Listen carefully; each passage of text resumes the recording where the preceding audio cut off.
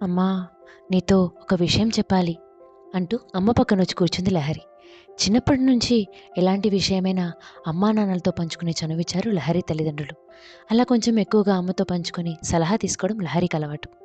అలా పక్కన కూర్చొని, అమ్మా, నేను ఒక అబ్బాయిని ఇష్టపడుతున్నానమ్మా, మేమిద్దరం పెళ్లి చేసుకోవాలనుకుంటున్నాం అని చెప్పింది.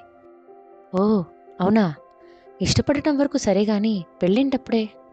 అమ్మా, మేము ఒకరిని వదిలి ఒకరం ఉండలేకపోతున్నామమ్మా, అందుకే పెళ్లి చేసుకోవాలనుకుంటున్నాం. అలాగా? ఇంతకీ అబ్బాయి ఎవరు? నా క్లాస్మేట్ అమ్మా, రేపు వచ్చి నాన్నతో నీతో మాట్లాడతా అన్నాడు. అవునా?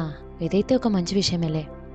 ఆ అబ్బాయి నీ క్లాస్మేట్ అన్నావు కదా, అంటే అబ్బాయి ఇంకా చదువుకుంటున్నాడు నీలాగే కదా?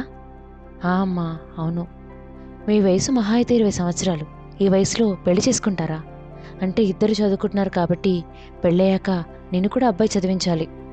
పోనీ మేం చదివించినా కూడా ఆ అబ్బాయి చదువు పూర్తయి ఉద్యోగం దొరికి సంపాదన మొదలయ్యే వరకు దాదాపు ఒక 4 సంవత్సరాలు నిన్నెలా పోషిస్తాడు? అమ్మా, నేనంటే తనకి చాలా ఇష్టమమ్మా. నన్ను అడగంది ఏది చేయడు. నేను అలిగినా, అరిచినా, నవ్వినా, ఏం చేసినా తనకిష్టం. బోలెడని గిఫ్ట్స్ కూడా ఇస్తాడమ్మా నాకు. నేను అడగంది ఇప్పుడు ఏది చేయట్లేదు కదా, అంటే నీ మీద డిపెండెంట్ అన్నమాట. రేపు నీ పెళ్ళయ్యాక చదువుతో పాటు ఇంటి పనుల్లో బాధ్యతలుంటాయి. నీకు సహాయం చేయకపోతే నువ్వన్నీ చేసుకోగలుగుతావా? పెళ్ళయ్యాక ఇల్లాలు అవుతావు. అది చేయను, ఇది చేయను అనడానికి కుదరదు. అన్నీ చేసుకోవాల్సి వస్తుంది. ఈ వయసులో చదువుతో పాటు అవన్నీ చేసుకోగలవా? బోలెడని గిఫ్ట్స్ అంటున్నావు. తన సంపాదనతో ఇస్తున్నాడా? అది పాకెట్ మనీ అయినా కూడా మీకు సరిపోతుందా అది? ఇప్పట్లా గిఫ్ట్స్ మాత్రమే కాదు కదా, సరుకులు, ఇంట్లో వస్తువులు, బట్టలు, నెల నెల ఖర్చులు, ఇవన్నీ భరించాలి. ఎలా తెచ్చుకుంటారప్పుడు?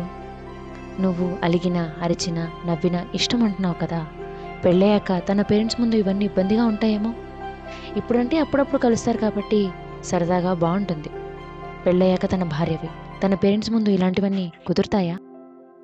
ఒకరిని వదిలి ఒకరు ఉండలేకపోతున్నాం అంటున్నావు కదా, అది ఒకరి సహవాసం, ఒకరి స్నేహం ఒకరికి అలవాటవ్వడమమ్మా, అంతే.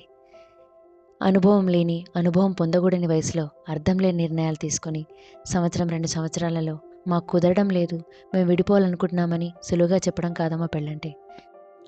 అసలు పరిచయమే లేని మనుషులు, పూర్తి భిన్నమైన కుటుంబాలు ఒకచోట కలిసి వాళ్ళ కడుపున పుట్టిన పిల్లల కోసం ఎలాంటి వారైనా ఒకరి ముందు ఒకరు తగ్గి తీసుకోవాల్సిన నిర్ణయం అమ్మా. అంతేకాదు, మీ పెళ్ళయ్యాక ఇద్దరికీ కుదరక తీసుకోకూడని నిర్ణయం తీసుకుంటే 2 జీవితాలు, ఆ జీవితాల మీద ఆధారపడ్డ తోబుట్టువులు, అంతేకాకుండా తల్లిదండ్రులు అందరికీ ఒక పెద్ద చేదు అనుభవం అవుతుంది.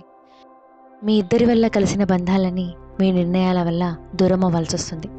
పెళ్ళి చాలా పెద్ద విషయం, గొప్ప విషయం అమ్మా. దానికోసం పరస్పరం ఇద్దరు చాలా త్యాగాలు చేయాల్సి వస్తుంది. అది ఈ వయసులో మీకు అర్థం కాదు. పెళ్లి చేసుకుందామని నిర్ణయం తీసుకునే వయసు కాదమ్మా మీది.